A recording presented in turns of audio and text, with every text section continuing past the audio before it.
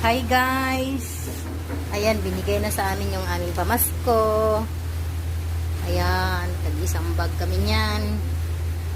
So ngayon tingnan natin guys ang laman ng mga nasa bag. So ayan guys. So tanghon,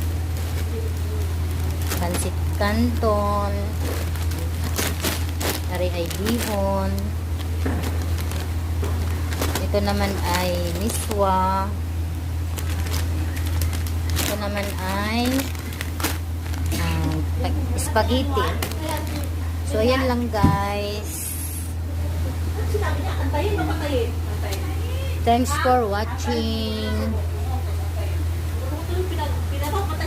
Ilipit ko na dito sa basta yan lang ang laman ng isang bag. Ayan. Merry Christmas everyone.